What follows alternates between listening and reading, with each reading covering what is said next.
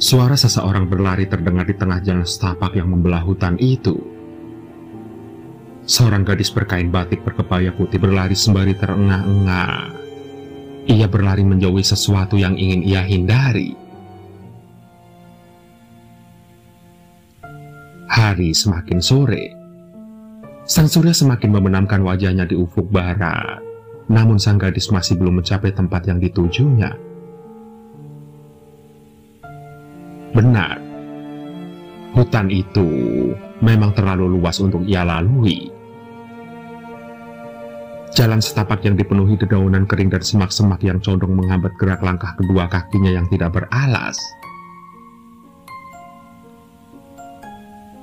Sembari terengah-engah ia terus melangkahkan kaki. Terkadang ia sedikit berlari. Sepertinya ia merasa takut akan terkejar oleh seseorang atau sesuatu yang mengejarnya. Matahari pun akhirnya terbenam di ufuk barat. Kegelapan kini menyelimuti hutan luas tersebut. Si gadis terus berjalan hingga kedua kakinya bertekuk di atas tanah karena sudah tidak kuat berjalan lagi. Sembari berlutut si gadis selingukan saat menyadari hari sudah gelap. Ia tampak begitu was-was saat ia mendengar suara-suara aneh dari dalam hutan. Apakah itu suara-suara penghuni hutan? Gumamnya ketakutan. Ayah, ibu, tolong aku, teriaknya memelas.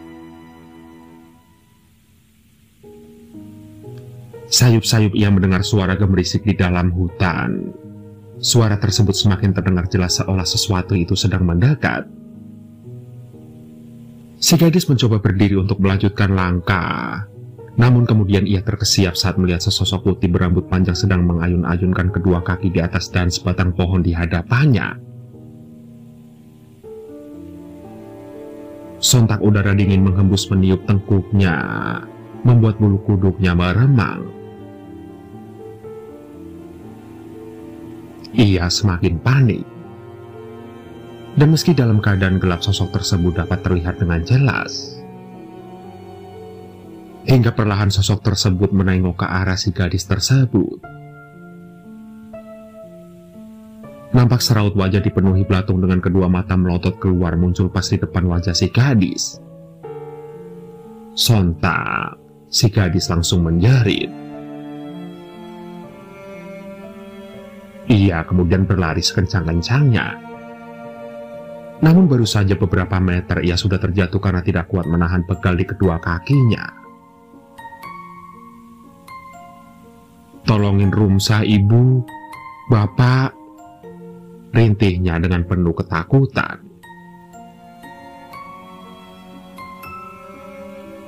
Gadis itu rupanya bernama Rumsa. Siang tadi ia baru saja kabur dari rumah majikannya. Rumsa melakukan itu karena sudah tidak tahan dengan majikan laki-lakinya yang mata keranjang, serta perangai buruk majikan perempuan yang suka menyiksanya.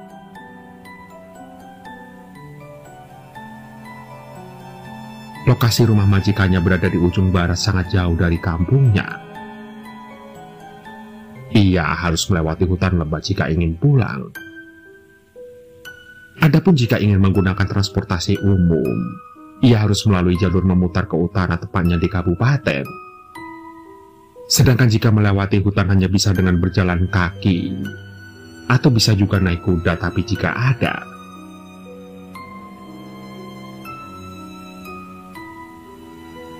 Kembali ke Rumsa. Ia sedang berjalan terseok-seok seraya merasakan kengerian yang luar biasa saat dia mendengar suara rintihan dari dalam hutan.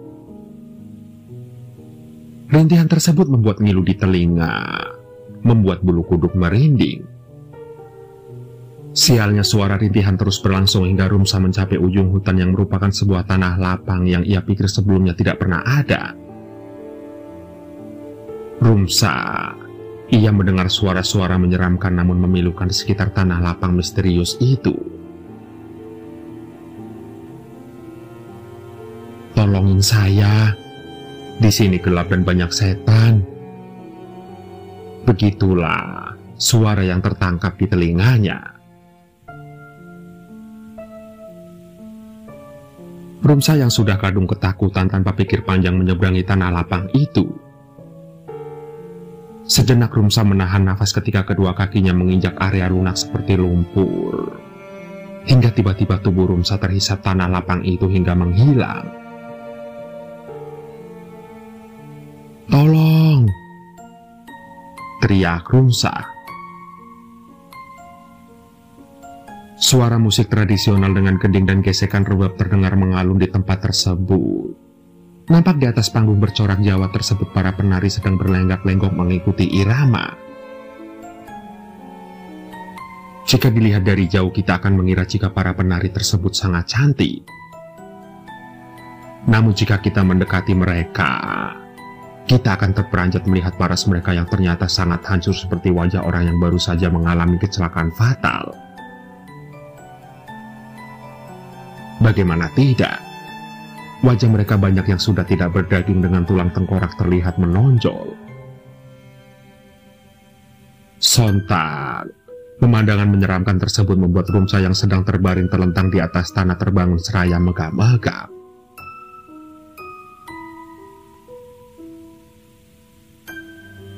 "Hah? Di mana ini?"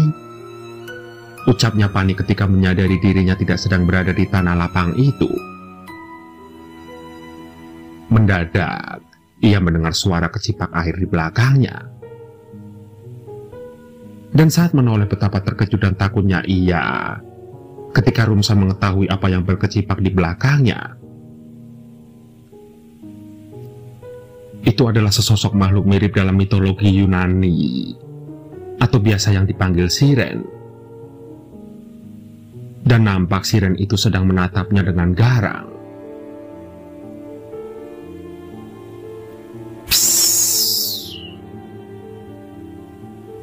Terdengar, sosok tersebut mendesis seperti ular. Penampakan sosok itu begitu menakutkan. Rumsa pun tidak kuasa untuk melihatnya. Lantas ia segera bangkit dan lari secepat-cepatnya. Namun larinya terhenti ketika langkahnya dihadang oleh suatu rawa yang sangat luas dengan pepohonan aneh tumbuh di sana.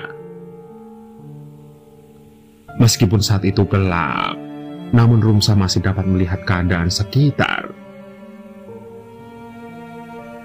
Ia dapat melihat sekelilingnya adalah rawa-rawa yang sebagian dipenuhi tumbuhan meramba dan pohon-pohon kecil yang meranggas. Ia juga dapat melihat asap putih yang menyelimuti tempat itu. Dan dimanapun ia berada saat ini, pastilah sangat jauh dari kampungnya. Tidak berapa lama kemudian sayup-sayup terdengar suara gending, kecapi, diiringi gesekan rebab yang membuatnya bertanya-tanya.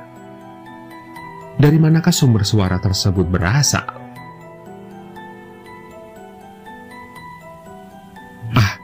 Mungkin suara-suara tersebut berasal dari perkampungan yang sedang ada hajatan. Gumam Rumsa dalam hatinya. Lantas Rumsa pun beranjak mencoba menuju ke arah sumber alunan musik itu. Daratan tempat ia berpijak rupanya terhubung ke daratan lain melalui jalur sempit yang terdiri dari batu-batu kali yang disusun rapi di atas rawa. Rumsa kemudian melewati jalur kecil tersebut hingga mencapai daratan yang jaraknya sekitar 10 meteran dari tempat ia sebelumnya.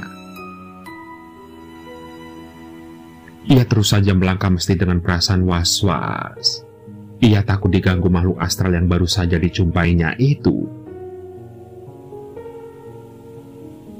Betapa tidak, sosok siren itu sangat menyeramkan.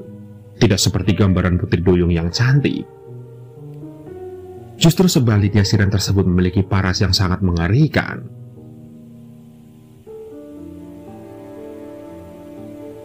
Wujudnya seperti terbuat dari lumpur dengan sirip ikan besar yang tajam dan bergerigi.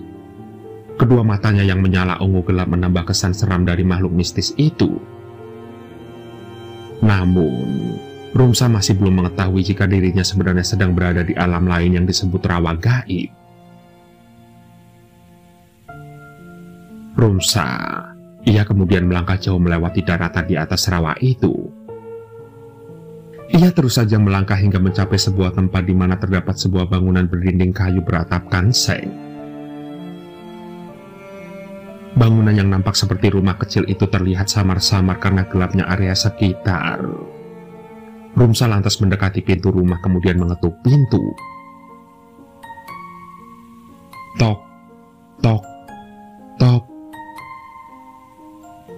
Permisi, ada orang di dalam. Ucap Rumsa seraya mendengarkan suara alunan musik tradisional yang masih saja mengalun. Nihil. Tidak ada jawaban. Lantas Rumsa pun mengetuk pintu lagi. Namun ia tidak sengaja mendorong daun pintu hingga terbuka. Sontak samar-samar Rumsa dapat melihat seisi rumah kecil itu. Pertama kali yang dilihatnya adalah sebuah meja kecil dengan 3 kursi, sebuah perapian, serta sebuah tempat tidur dengan seseorang sedang berbaring membelakanginya. Permisi mbak, saya sedang tersesat. Apakah mbak mau membantu saya menemukan jalan pulang? Ujar Rumsa sembari menatap ke arah perempuan yang masih terbaring di ranjangnya itu. Nampak, perempuan yang mengenakan pakaian berwarna putih kotor itu pelan-pelan menolehkan wajahnya ke arah Rumsa.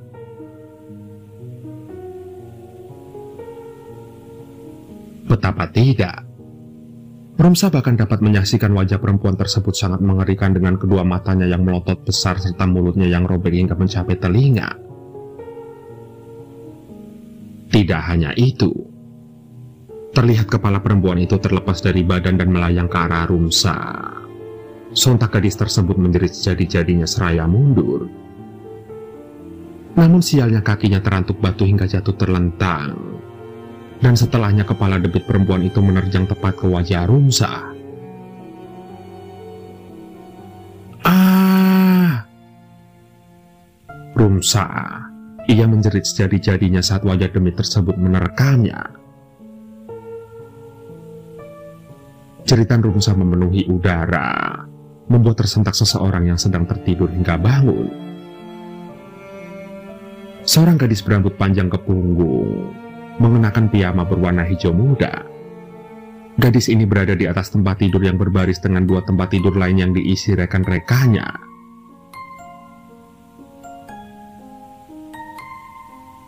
Rina, apa yang terjadi? Tanya seorang temannya yang terbangun karena pekikan gadis itu. Aku bermimpi lagi lah. Kali ini sangat mengerikan. Tugas gadis bernama Rina tersebut. Mimpi seram lagi. Aneh. Semenjak kita melakukan PKL di sini, seringkali kamu bermimpi seram, Rin. Ucap temannya yang bernama Laila itu. Baru jam 1, ucap Rina saat menyalakan smartphone-nya. Sebaiknya kita tidur lagi, Rin. Atau barangkali kamu mau sholat tahajud dulu? Tanya Laila. Aku terlalu takut untuk ke kamar mandi lah. Kamar mandinya berada di luar. Ditambah lagi anginnya dingin begini. Kata Rina seraya melihat ke arah tempat tidur temannya yang satu lagi. Lah, Dita? Dia kemana? Pekik Laila ketika melihat tempat tidur itu telah kosong. Ini tidak beres. Kok Dita tiba-tiba nggak ada di tempat tidur? Dia kan gak suka keluyuran, apalagi pagi buta begini.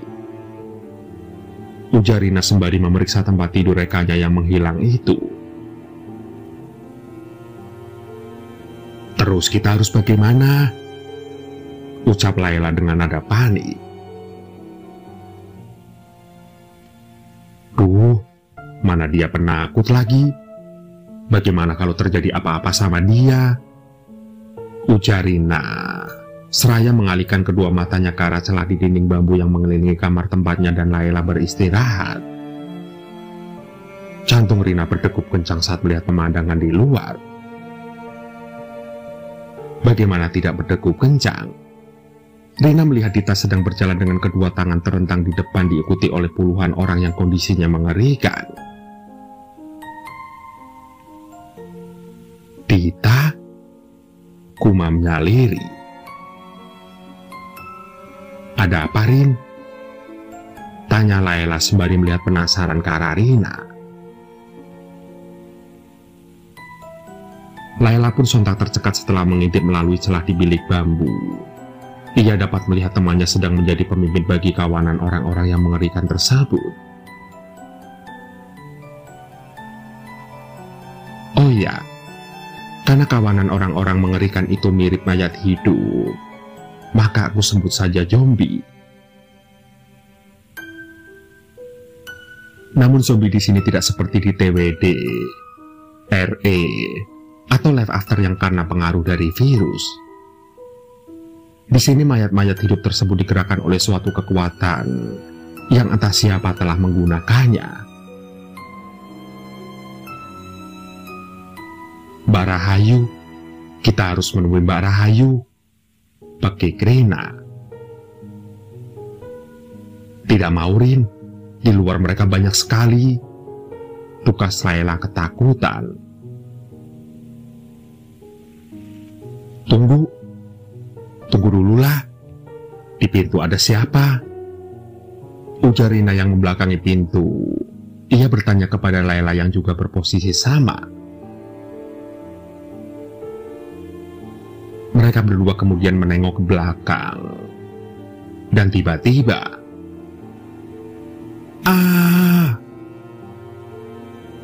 benar. Itu adalah sebuah kepala tanpa badan menempel pada pintu. Kepala tersebut memiliki rambut gondrong hingga ke lantai, namun bagian tengah kepalanya botak. Terlihat kepala tersebut menyeringai memperlihatkan gigi-giginya yang berdarah. Sontak Rina dan Layla menjerit sejadi-jadinya. Mereka berdua tidak tahu harus melakukan apa agar bisa keluar dari kamar tersebut. Hingga mendadak terdengar suara ayam berkokok dan membuat kepala yang menempel di pintu tersebut menghilang disusul suara jeritan menyeramkan. Bahkan dari luar juga terdengar suara riuh yang kemudian menghilang setelah suara kokok ayam terdengar. Pak, setannya sudah pergi, tapi Dita bagaimana ya? Ucap Rina seraya melihat ke arah Layla. Sepertinya kita harus menelpon Mbak Rahayu. Tukas Layla seraya mengambil smartphone-nya. Ia kemudian menelpon seseorang. Mbak Rahayu, tolong, Dita diculik mereka, ujar Layla. Singkat cerita, saat pagi datang, Rina dan Layla kedatangan seorang perempuan berwajah cantik berpakaian kasual serba biru. Oh, jadi mereka semalam ada di sini? Tanya perempuan itu. Bukan ada lagi, Mbak, tapi banyak. Tukas Layla dengan wajah suntuk. Aneh, padahal mereka sudah dikuburkan dengan layak. Dan Kiruwak juga sudah tidak melakukan hal yang aneh-aneh lagi. Ucap Rahayu. Kiruwak siapa, Mbak? Tanya Rina terkejut dengan ucapan Rahayu. Oh, itu tabib yang tinggal di ujung desa. Tabib yang suka menyembuhkan warga yang sakit karena kena guna-guna. Tukas Rahayu. Lah, bukannya tabib yang di ujung desa itu namanya Parohidin? Tanya Layla. Iya, tapi Kirawung itu nama julukannya. Tukas Rahayu sembari terkekeh. Lalu Dita bagaimana, Mbak? Tanya Rina. Nampak Rahayu sejenak terdiam. Ia seperti sedang berpikir. Besar kemungkinan dia dibawa ke rawa gaib, tanah lapang yang hanya muncul di malam Jumat Kliwon itu. Aku pikir Ki Rawuh sudah menghapusnya, kata Rahayu setengah berbisik. Kalau begitu kita temui Ki Rohidin, Mbak, ucap Layla sekenanya. Pak Rohidin kali, serga Rina. Ngomong-ngomong, rawa gaib itu apa ya, Mbak? Tanya Layla penasaran. Kepo nih, kritik Rina yang sontak membuat Layla mendelik ke arahnya. Sebaiknya kita ke Pak Rohidin saja. Mungkin dia bisa membantu menemukan Dita, kata Rahayu seraya memberi isyarat agar kedua gadis itu tidak berlama-lama. Pak Rohidin alias Ki Rawuh tampak sedang bersemedi di atas batu di tengah-tengah ruangan rumahnya yang lowong dan berlantai tanah. Ada seseorang di dalam hutan yang membuka portal gaib itu, ujar Pak Rohidin. Lah piye toh? Katanya tadi rawa gaib, sekarang kok jadi portal gaib? Mana yang benar? Tanya Layla tidak sabar. Diem dengerin Pak Rohidin ngomong. Serga Rina merasa jengkel dengan Layla. Intinya rawa gaib itu adalah portal menuju alam gaib. Oleh karenanya disebut sebagai portal gaib, tukas Pak Rohidin. Jadi begini, teman kalian itu membawa sesuatu yang seharusnya tidak dibawa kemari. Penghuni yang berdiam di sekitar desa tidak senang dengan temanmu, makanya mereka menyesatkan temanmu itu. Selain itu, adanya campur tangan misterius dari seseorang di tengah hutan sana membuat kejadian horor itu kembali terjadi, tutur Pak Rohidin. Seseorang di tengah hutan itu, bukannya itu dirimu sendiri, kata Rahayu tiba-tiba refleks menutup mulutnya. Nampak Pak Rohidin menggeleng. Kamu itu tidak pernah berubah dari dulu, mulutnya tidak bisa dijaga. Sontak, Rina dan Layla saling pandang tidak mengerti. Tapi tidak apa, saya akan berbicara terus terang meski di sini ada dua orang bau kencur. Ucap Pak Rohidin membuat Rina dan Layla tidak sadar mengumpat. Dasar kakek sialan, umpat mereka berdua. Saya memang pernah bertapa di sana bertahun-tahun sejak eksekusi massal di tanah dekat rumah saya ini. Dan setelah penguburan massal, saya memutuskan tinggal di sini bersama warga desa. Namun setelah bertahun-tahun kemudian, saya merasakan ada seseorang yang mengambil alih tempat lama saya. Dan siapapun itu tampaknya tidak dapat dianggap enteng. Buktinya, teman kalian dijemput pasukan mayat hidup kirimannya kan? Dan siapapun itu saya sangat ingin mengetahuinya, tutur Pak Rohidin. Apa mungkin itu reinkarnasi Ki Rawuh? Tukas Layla serampangan membuat Pak Rohidin terkejut.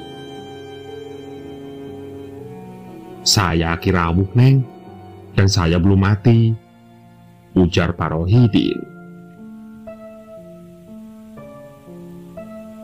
Malam menjelang, Pak Rohidin seorang diri memasuki hutan sembari merapal mantra-mantra untuk melenyapkan gangguan yang merintanginya di jalan. Setidaknya seratusan demi di tengah perjalanan mengeroyoknya.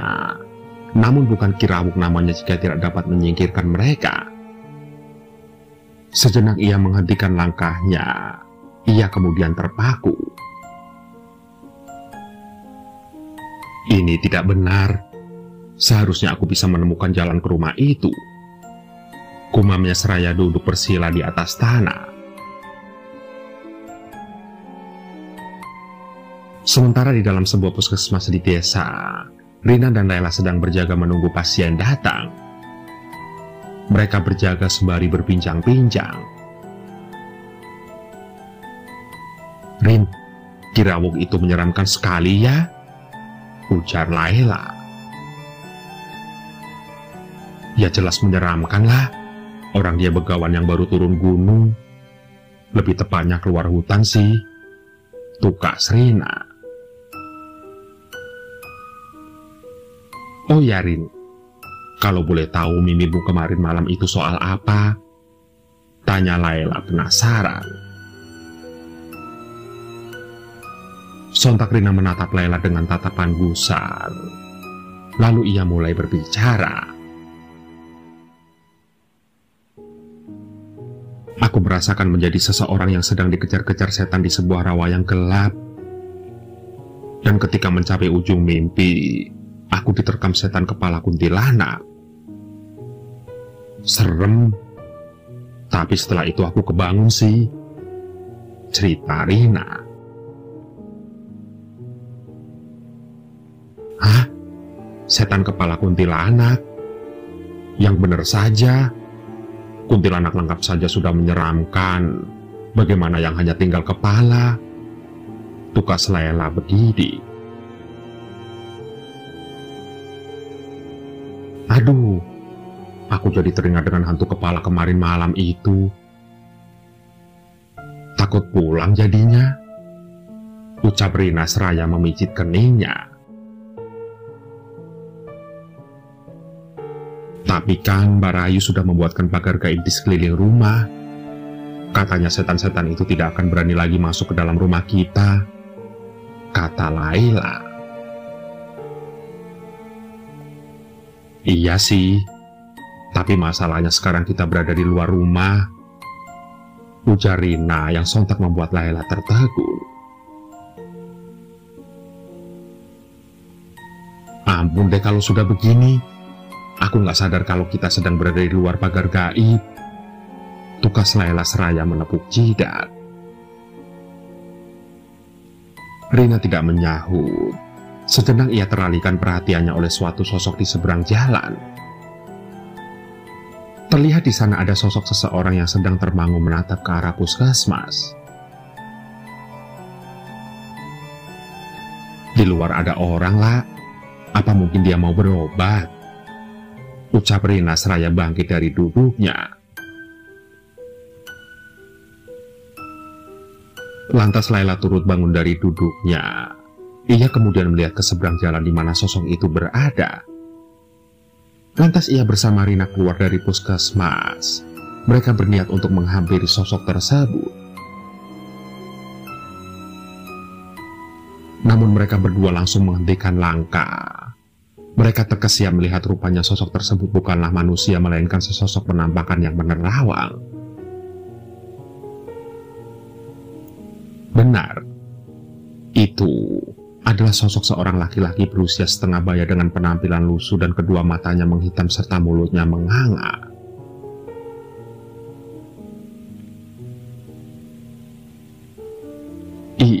Itu hantu," jerit Laila seraya berlari menghambur diikuti Rina ke arah puskesmas. Dan sesampainya mereka di dalam puskesmas, mendadak listrik padam, yang sontak membuat keduanya menjadi sangat panik. "Rin, kok tiba-tiba jadi mati lampu begini sih?" pakik Laila panik seraya mencari-cari smartphone-nya. "Ya mana aku tahu lah, ini sudah kehendak alam kali," tukas Rina. "Kehendak alam? Kehendak perusahaan listriknya kali," ujar Laila yang akhirnya menemukan smartphone-nya. Ia kemudian menyalakan senternya. Rina kemudian kembali duduk di kursi. Sementara Laila melihat ke seberang jalan di mana sosok itu tidak terlihat karena gelap. Duh, kenapa harus mati lampu segala sih? Ucap Laila kemudian turut duduk di samping Rina. Lah, kok di belakang seperti ada orang ya? Kita di sini cuma berdua saja kan? Ujar Rina, yang sontak membuat Laila menahan nafas karena merasa takut. Dan Rina yang merasa penasaran, lantas ia pun menengok ke belakang. Seraut wajah menyeramkan penampakan perempuan berambut panjang berpakaian putih kusam menatap garang ke arah Rina dan Laila. Sontak keduanya pun segera lari keluar dari puskesmas.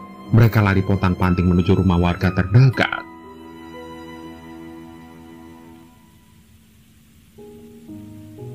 Rumah ini yang paling dekat, tapi kok sepertinya kosong ya? Ucap Laila terengah-engah. Rina kemudian menoleh ke belakang untuk memastikan mereka tidak diikuti hantu tersebut. Namun ketika ia mengalihkan perhatian, mendadak sosok tersebut ada di hadapannya. Sementara Laila tiba-tiba menghilang begitu saja.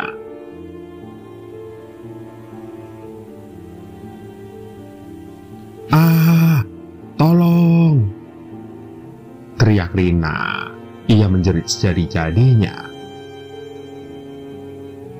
Sekuat tenaga Rina berlari menjauhi sosok menyeramkan tersebut. Sembari berlari ia berteriak-teriak memanggil Laila. Lah, kamu di mana? Jangan pergi begitu saja dong. Teriak Rina. Rina terus saja berlari hingga mencapai pos ronda. Namun di sana tidak ada siapapun yang berjaga. Ya Tuhan, lengkap sudah penderitaanku. Ucap Rina ketika menyaksikan gardu dalam keadaan kosong. Hingga akhirnya sosok tersebut muncul kembali di hadapan Rina. Namun tidak lama kemudian seseorang menariknya dari belakang, kemudian mengibaskan semacam selendang ke arah sosok menyeramkan itu. Pergi kamu, teriak orang tersebut. Barahayu, ujar Rina. Ia dapat mengenali siapa yang barusan menolongnya itu. Kita pulang, Rin. Laila juga sudah di rumah. Ucap Rahayu seraya menarik tangan Rina. Selanjutnya, ia membawa Rina pulang di mana di rumah kontrakan itu Laila sedang menunggu dengan wajah cemas.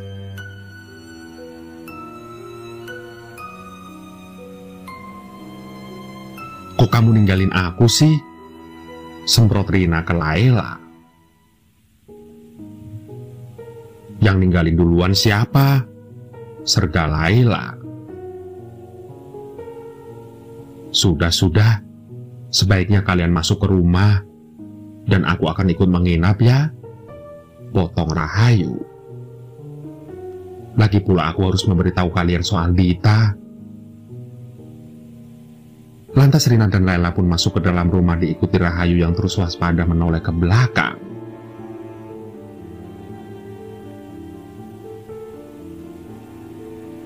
Dita sekarang sedang dirawat gaib. Untungnya dia tidak sendirian di sana. Ujar Rahayu membuka pembicaraan ketika mereka sudah di kamar. Itu bukan keberuntungan, Mbak. Dita tidak sendiri karena di sana banyak demit kan? Tukas Laila seraya bergidik. Maksud saya ada orang lain yang juga terperangkap di sana. Siapapun dia pasti bernasib sama seperti Dita. Tambah Rahayu. Terus apa yang harus kita lakukan? Tanya Rina. Kita harus menolong dan mengeluarkan Dita dari sana. Dan mau tidak mau kita harus menyusul dia. tukas Rahayu. Hah? Menyusul Dita ke alam gaib? Aku sih nggak mau. Mendingan ikut Kirohidin ke hutan. Sergah Laila seraya menatap gusar ke arah Rahayu. Bagaimana caranya kita menyusul Dita, Mbak? Memangnya Mbak tahu cara pergi ke alam gaib? Timpal Rina. Laila, kamu terlalu menganggap enteng hutan itu. Kamu tidak tahu kalau di tengah hutan ada pertapaan Kirawuk yang belum lama ini aktif kembali. Padahal Kirawuk sudah tidak ada di sana lagi. Tukas Rahayu saat duduk di atas tempat tidur Dita. Tapi aku nggak mau pergi ke alam gaib, Mbak, ucap Laila ngotot. Sudah, jangan paksa dia, Mbak. Nanti juga di sini ada temannya. Itu loh, mbak-mbak yang tadi, ucap Rina yang sontak membuat Laila mendelik. Ah, mending aku ke rumah Pak Dudi saja. Hanya dia yang tidak takut hantu. Tukas Laila seraya mencibir.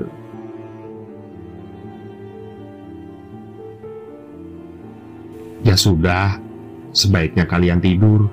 Besok kita harus bersiap untuk berangkat ke rawa gaib.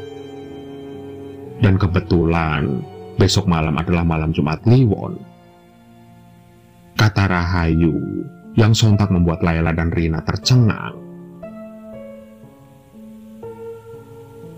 Seenaknya banget sih mengambil keputusan, kerutu Laila yang disambut delikan Rahayu. Sangkapati akan datang jika kamu tidak ikut, kata Rahayu menakut-nakuti Laila.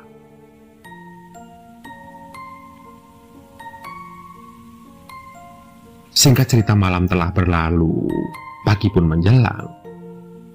Pagi-pagi sekali Rahayu sudah berada di luar sedang memantau keadaan di luar menggunakan penglihatan batin.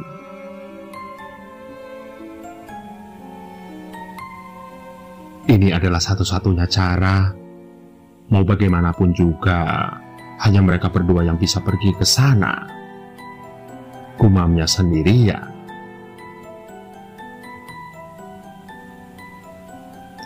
Singkat cerita, beberapa jam kemudian, sore itu Rina dan Laila sedang berada di ujung jembatan yang membentang di atas sungai yang cukup lebar. Sungai itu merupakan perbatasan wilayah antara desa Cikahuripan dengan desa Walu. Nampaknya mereka berdua sedang menunggu seseorang yang belum juga datang. Jangan-jangan Mbak Rahayu membohongi kita lagi, ujar Laila dengan wajah suntuk. Kita tunggu saja lah, apalagi kita disuruh menunggu sampai menjelang maghrib. Kalau enggak, katanya Sangkapati akan muncul, tukas Rina.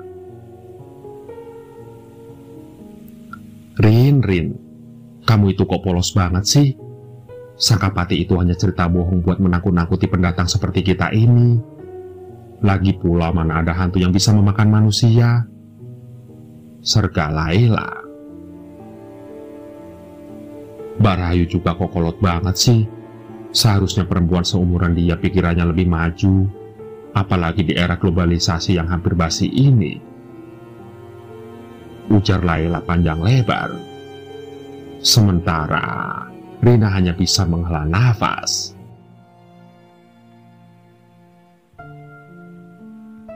Mbak Rahayu kan cuma berniat melindungi kita lah. Apa yang dia lakukan tidak lebih dari sikap tanggung jawabnya terhadap pendatang seperti kita.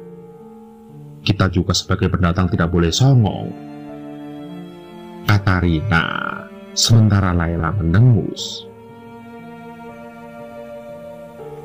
Ah, coba kalau kita dulu PKL-nya di tempat lain, kejadian yang menimpa Dita tidak akan terjadi, ucapnya. Memangnya kamu mau kita PKL di mana, lah? Aku sudah mencari ke semua lokasi. Hanya di sini satu-satunya lokasi yang kosong dan lebih dekat, tukas Rina. Kita baru 5 hari di sini, tapi sudah mengalami gangguan-gangguan begini. Rasanya aku ingin pulang, kata Laila setengah berteriak.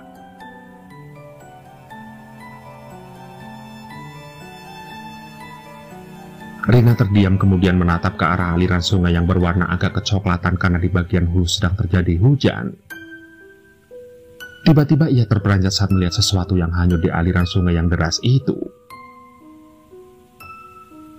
Bukan benda biasa yang hanyut, melainkan sosok mayat berpakaian serba putih dengan rambut panjang menutupi sebagian wajahnya. Otomatis Rina menjerit. Namun ketika ia hendak memberitahu Laila, tiba-tiba temannya tersebut tidak ada di sampingnya lagi. Sontak, Rina tentu saja menjadi kalang kabut. Laila, kamu di mana? Kau ninggalin aku sih? Pekik Rina seraya beranjak hendak mencari Laila. Namun, sesuatu yang aneh terjadi. Ia tidak dapat menggerakkan kedua kakinya. Yang lebih membuatnya tambah ketakutan, hari kini sudah gelap. Bahkan sangat gelap untuk petang. Di saat itu ia merasakan hembusan dingin di tengkuknya, membuat ia mencoba menoleh ke belakang. Rina kemudian menjerit ketika sesosok perempuan berpakaian serba hitam dengan wajahnya yang rusak menampakkan diri tepat di depan wajahnya. Rina pun melorot pingsan, dan selanjutnya ia tidak ingat apa-apa lagi.